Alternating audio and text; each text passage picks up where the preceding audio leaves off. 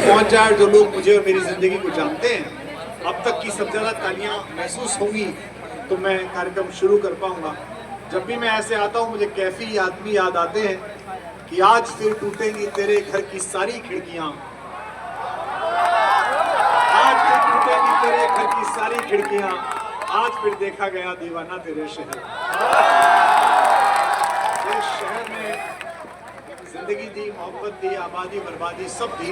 उसी शहर की गलियों में इतने महत्वपूर्ण नागरिकों के सम्मुख जो शहर की शान है, जिनसे ये नगर आकार लेता है, जहाँ साधु संतों से लेकर महनी अधिवक्तागण, न्यायाधीशगण सामने बैठे हुए हैं, ये बड़ी बात है। हम मेरठ कमिश्नरी के लोग हैं, हमको जीवन में एक आध बार आपके यहाँ प्रयाग आना ही पड़ता है। मोक्ष पाने के अतिरिक्त न्याय पाने के लिए भी आपके आना पड़ता है। हमारे यहाँ जितने खेतों के झगड़े हैं वो आपने इतने अच्छे सुलझाए कि उसके चक्कर में खेत और मकान सब बिक गया। ये आपने जो मेहनत की है इसको मेरे इस दर्द को समझ के परम प्रिय भाई नीरज जी ने जिस तरह मुस्कुराहट फैलाई है, उससे लग रहा है कि उन्होंने भी काफी खेत बिकवा दिए हैं लोगों के। सभी वकील लोग इसी में महारत हासिल करते हैं। जज साहब लोग तो बैठे ही हैं। मैं इन कवियों का परिचय आपसे करा दूं। यहाँ सुदीप भोला माँ नर्मदा के किनारे से देश का सबसे बड़ा कवि हाइट की दृष्टि से, जैसे आप अक्सर नेताजी लपेटे में देखते हैं, वो यहाँ पर है। हालांकि संचालक ने स्वागत कराए, लेकिन कवि का स्वागत कवि कराए तो कवियों जैसी तालियां आपकी आए, आपका उत्साह है। सुदीप को एक बार आप स्नेह दीजिएगा। देखिए इस तरफ माया नगरी मुंबई से एक कवि जो बहुत लोकप्रिय है, जिसकी रील बहुत वायरल होती है, दिनेश बावरा यहाँ पर है। आप उसका भी हार्दिक स्वागत करिएगा। बसंत है और बसंत उत्सव अभी जिंदा है, होली जिंदा है। इस सूचना को लेकर उसी रंग के परिवेश में देश की एक लोकप्रिय कवियत्री पद्मिनी शर्मा यहाँ पर है। वो एकमात्र कवियत्री है, इसलिए ज्यादा तालियों के हकदार है, उसकी आप तालियों से स्वागत कीजिए। भाई रमेश मुस्कान जो आगरा से आए हैं और जो आज इस कार्यक्रम में कवि आना था, कुशल कुशलेंद्र उसकी जगह आए।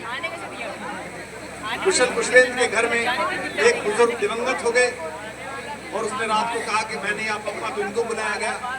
अब से आज के बाद ये कभी ये नहीं कह पाएंगे कि बुजुर्ग नए लोगों को मौका नहीं देते। जिन बुजुर्ग ने स्वर्गलोक जाकर इन्हें मौका दिया है, मैं उस बुजुर्ग की आत्मा के लिए प्रार्थना करता हूँ कि भगवान उन्हें मोक्ष प्रदान करे और ये आपको हंसाकर मोक्ष प्रदान करे। एक बार इनके लिए भी तालियां बजा दीजिए जोरदार। ये आज के कवि हैं। मेरा नाम कुमार विश्वास है। आपकी आंखों में थोड़ी लज्जा शेष हो तो एक बार मेरे लिए भी तालियां आप बजा दीजिए।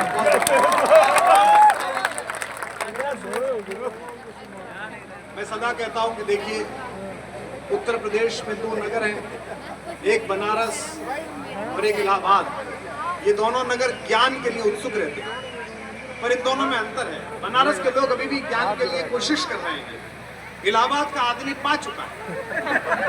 उससे आप मिलिए तो उसके चेहरे पे ज्ञान तैरता होता, हम लोग उसको सब पता होता। और मैंने यहाँ समय बिताया, मेरी बड़ी बहन रीता जी यहाँ बैठी है, उनका बड़ा स्नेह, बड़ा आशीर्वाद मुझ पर रहता है। हम लोगों ने विश्व के कुछ जगहों पर साथ यात्रा की, उनके आशीर्वाद की छाया में मुझे माँ जी की प्रतिमा की स्थापना हुई। मैं उसके लिए भी आपको बधाई देता हूँ। आपकी माँ के संस्कार आप में दिखाई देते हैं। मैं बिना किसी दीर्घ भूमिका के इस कवि सम्मेलन को प्रारंभ करता हूँ। एक छोटा सा अनुरोध। अलग अलग दलों के लोग यहाँ बैठे हैं। केंद्र और राज्य में भाजपा की सरकार है और सांसद समाजवादी पार्टी का है। कांग्रेस के भी बच गए होंगे तो वो भी होंगे। हमारा वाला वायरस यहाँ आया नहीं होगा। यार कितने अच्छे पीछे वाले बच्चों, आई लव यू यार। क्या ये जितनी बड़ी कुर्सियों पर बैठे हैं तुमसे सीखना चाहिए। इनका दोष नहीं है, बड़ी कुर्सी सहजता से मिलने के बाद समझ थोड़ी वैसे ही कम हो जाती है। इनमें से आधे से अधिक अपनी पत्नी के साथ आए। कुछ भी करने से पहले एक बार घरवाली की ओर देखते हैं, ताली बजाऊं कि नहीं बजाऊं। आप लोग इससे मुक्त हैं। इलाहाबाद विश्वविद्यालय के लड़के यहाँ पर हैं।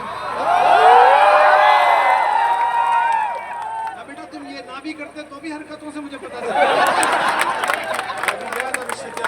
विश्वविद्यालय ने अपनी सर्वोच्च उपाधि से मुझे अभिभूत किया, कृतार्थ किया। उसके लिए मैं विश्वविद्यालय का आभारी हूँ। आइए मुस्कुराती, देखिए अभी कुर्सियाँ इधर से उधर जा रही हैं। कुछ लोग उधर खड़े हैं जो कुर्सी के साथ ही आएंगे। इलाहाबाद में ऐसे कई लोग हैं जो कुर्सी साथ लेकर ही चलते हैं। समाजवादी में रखी थी, फिर भाजपा में भी उसी को लिया। बसपा ही तो उधर चले गए। अलग अलग लोग हैं जो चाहते हैं कि वही चिपक कर ही आए। मैं अगली बार से उदय भाई से अनुरोध करूंगा कि घर पर ही भेजें, वहीं से चिपका के साथ आए। आप सब प्रकृति को सुझाएं तो बहुत अच्छा।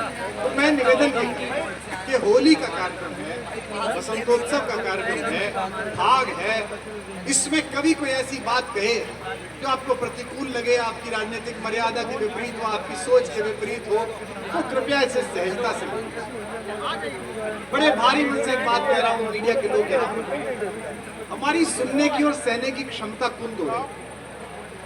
हम बहुत बढ़ रहे हैं, बहुत प्रसन्न हैं, सबने बड़ी गाड़ियां खरीद ली हैं, आईफोन आता है तो 5-5 किलोमीटर की लाइन लगती है और उधर आपको सोते 2 लाख के फोन के लिए।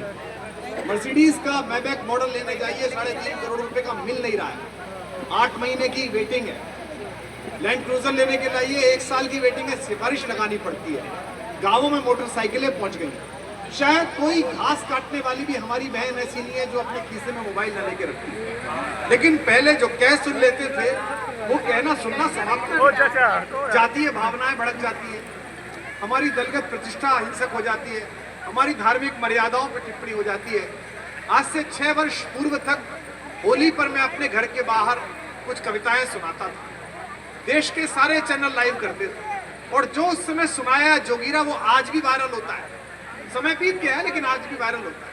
अब चैनल वाले पूछते हैं क्यों नहीं सुनाते, भाई इसलिए नहीं सुनाते कि उस दिन तो सब सुन लेते हैं। उसके बाद जब भी हवाई जहाज में मिलते हैं, आप तो हमारे बारे में ये कह रहे थे, आप तो हमारे बारे में ये कह रहे थे। मैं नेताओं से कहता हूँ कि जब तमाम तरह के भ्रष्टाचार करते समय इतनी मोटी खाल कर लेते हो तो हमारे 2 शब्द सुनते समय भी थोड़ी मोटी खाल कर लिया करो। कौन सी ऐसी दिक्कत है? हमारी कविताओं से तुम रोकोगे तो हो नहीं, करोगे तो कोई, तो थोड़ा सा मोटा मन बनाइए। नेता लोग यहाँ बैठे हैं, वे जरा थोड़ा सा अच्छा मन बनाए, नागरिक भी थोड़ा अच्छा मन बनाए। हमारा परिहास बोध ही चला गया। जज साहब बैठे हैं, उनसे भी अनुरोध करता हूँ कि वो, जज साहब का देखिए कितना बड़ा दिल है कि सम्मान पूर्वक सुनने आए, वरना सम्मान पूर्वक भी सुन सकते थे। आजकल इनके भी हो गया है, सेलिब्रिटी का मुकदमा है तो 15 दिन में सही, नहीं तो आदमी पड़ा है 5-5 साल।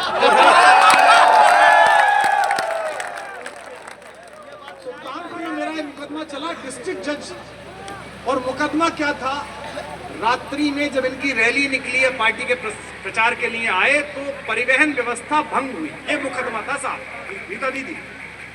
और मेरे को 5 समन गैर जमानती वारंट, मैंने सुप्रीम कोर्ट से जमानत ली कि भाई वकील खड़ा कर लें। 18 जनवरी को जमानत रिवोक हुई, 20 जनवरी को जज साहब ने फिर कह दिया कि नारकली हाजिर हो, हम उनका देखना चाहते हैं। मैंने आदरणीय चीफ जस्टिस साहब से अनुरोध किया कि सर जज साहब से पूछ लीजिए नाचना घर पे है कि कोर्ट में आके नाचना। दुनिया पड़ी है दरवाजे पे, लोग मर गए हैं, लोग प्रतीक्षा में नैनी जेल में 15-15 साल बिता रहे हैं कि उनका निर्णय करोगे कि कसूरवार हैं कि नहीं है। लेकिन यहाँ पड़े हुए कि सेलिब्रिटी मिला नहीं, क्या हो साहब अखबार में छपना चाहिए। ऐसे में आज एक जज साहब ने एक अद्भुत निर्णय दिया है, जिन्होंने बलात्कार की सीमाओं के विषय में इतना विस्तृत वर्णन किया कि मैं उनका क्या ही करूं, मैं प्रणाम भी कर सकता हूं। तो ऐसे समय में मैं सादर अनुरोध करता हूं, अब मुझे पता नहीं, हो सकता यहाँ से भी मुझे संबंध चला गया तो तुमने वहाँ क्या क्या बोला। मेरा अनुरोध है, भारत एक समावेशी संस्कृति है, ये लोकतंत्र की संस्कृति है। हम जहाँ खड़े हुए हैं से थोड़ी दूर लहरतारा के किनारे खड़े हुए एक फकीर ने खिलजी के समय में हिंदू और मुसलमान दोनों की कुरीतियों पर प्रहार किया और उसके बाद भी जीवित बचा। मैं जिस प्रयाग में हूँ, इसी प्रयाग में भारत के सबसे बड़े लोकतंत्र के स्थापना के अहिंसा के पुजारी, गांधी के विरुद्ध बोलने वाले और गांधी के हिंदी को कमतर आंकने पर टिप्पणी कर देने वाले महाप्राण निराला को भी इस शहर ने, इस देश ने आदर दिया। ये वो समय था। अब क्या हम ज्यादा प्रगति कर गए हैं तो इतने अच्छे हो गए? मैं आपसे अनुरोध करूंगा, ये मैं सिर्फ इसलिए कर रहा हूँ कि हम ये सब करेंगे तो आप देख लेना कि आपको क्या करना है। ये सब कभी वही सब करेंगे, लेकिन इनकी हिम्मत कौन है? इनकी हिम्मत वो पीछे बैठे हुए लोग हैं जो अभी दलदल की चपेट में इनकी प्रतिष्ठा भी बंधक है। मैं स्वरों व्यंजनों शब्दों वाक्यों सर्ग प्रबंधों की निर्मात्री माँ बागेश्वरी का स्तवन करता हूँ। मेरे पूर्वजों की, मेरे पुण्य पूर्वजों की इस लीला स्थली पर, जहाँ की गली गली में हिंदी साहित्य के इतिहास ने करवटें ली हैं, जहाँ दारागंज की गलियों से जाते हुए मुझे जनता के आखिरी किनारे पर खड़ी हुई पत्थर तोड़ने वाली मजदूरनी के दर्द को शाश्वत बनाने वाले महाप्राण निराला का तेज दिखाई देता है। जहां स्त्री मन के पीड़ा को गाने वाली मेरी माँ महेशी महादेवी का ओज दिखाई देता है।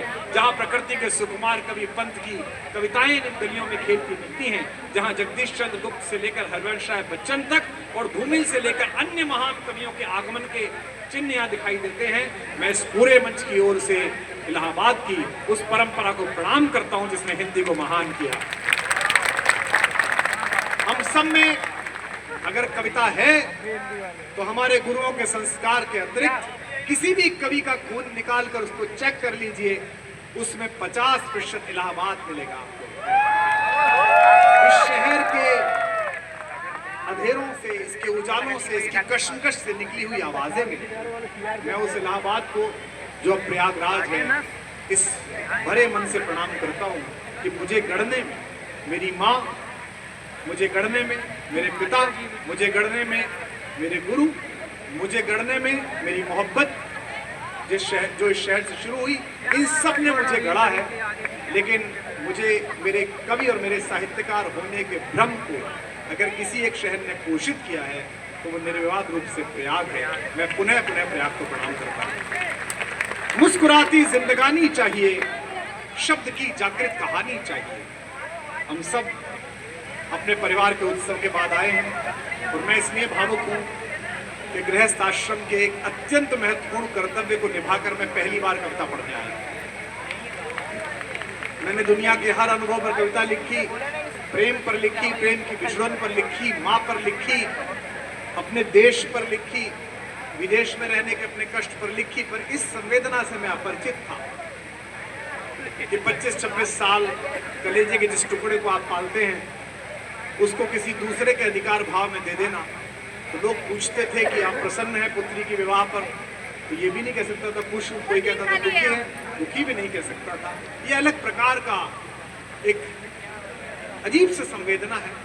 सरोज स्मृति पढ़ते समय सोचा तो था, लेकिन ऐसा नहीं सोचा था कि जैसा बीता मैं उस भाव मुद्रा में हूँ।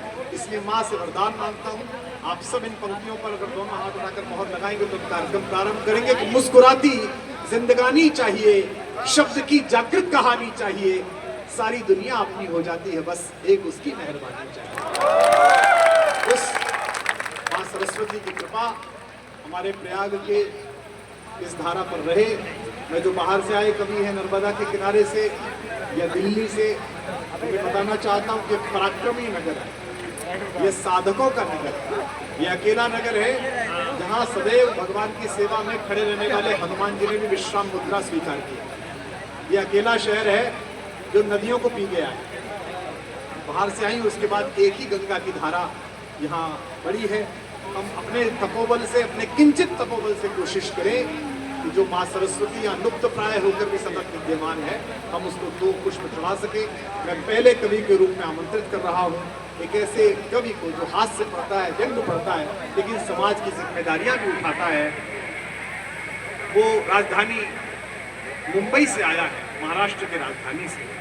छत्रपति शिवाजी का चित्र आपने हमें अभी सौंपा, इसके लिए हम भाई उदय प्रताप जी के आभारी हैं कि उन्होंने छत्रपति महाराज शिवाजी का चित्र हमें सौंपा। आजकल विवाद चल रहा है, छत्रपति शिवाजी ने मुगल वर्चस्ववाद और धर्मांतरण की योजना करने वाले जिस राजा को छकाया और जिस बादशाह की कब्र वहां पर है, उस पर विवाद चल रहा है। मैं सोचता हूं इस विवाद की कोई आवश्यकता नहीं, दोनों पक्षों को समझदारी से एक काम देना चाहिए।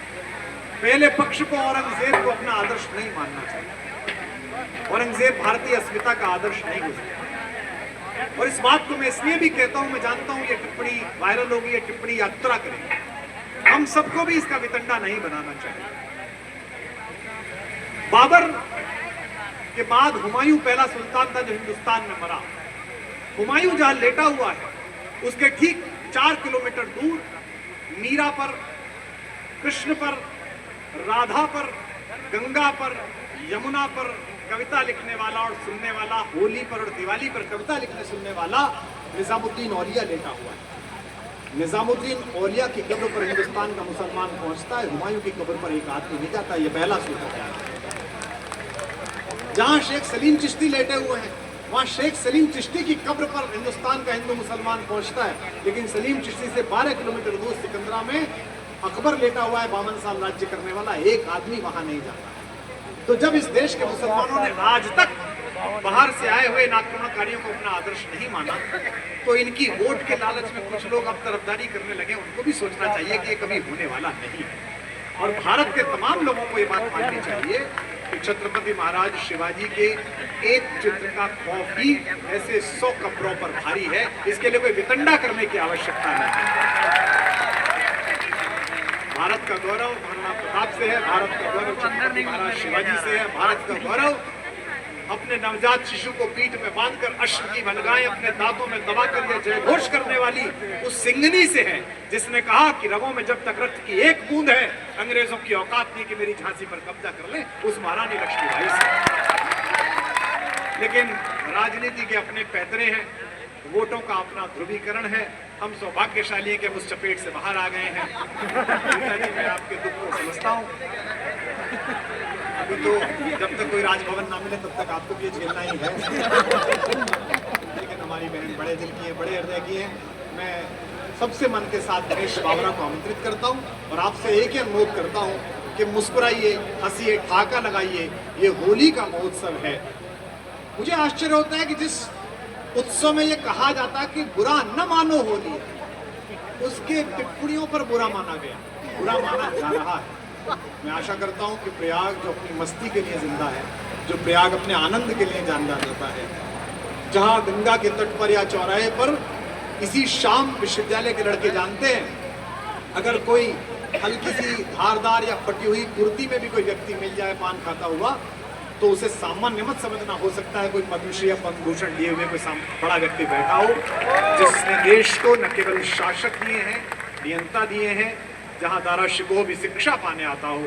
उस प्रयाग में जिसके विश्वविद्यालय की धूम पूरे विश्व में है, मैं उस प्रयाग के सभी नागरिकों को अपना अभिभावक मानते हुए आप सबसे अनुरोध करता हूं कि मंच से लेकर आखिरी व्यक्ति तक जो हजारों हजार लोग हैं और हजारों लोग खड़े हुए हैं, ये सब हिंदी कविता के प्रेम में आए हैं। हम में तो क्या ऐसा आकर्षण है। सबसे अनुरोध है कि एक बार पूरा सदन दोनों हाथ उठाकर जोरदार तालियों के साथ स्वागत करे दिनेश बावरा।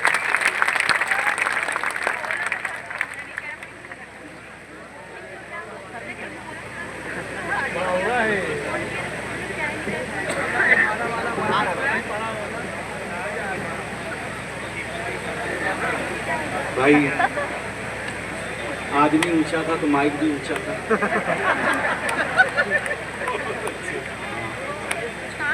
मुझे अपनी लाइफ करना इतना मतलब ऐसी भाषा बोली कि मुझे लग रहा है कि बेइज्जती कराने आए हैं कि कविता सुनाने आए हैं। मतलब ये इलाहाबाद इसका है, ये इलाहाबाद इसका है, यहाँ निराला थे, ये थे। अरे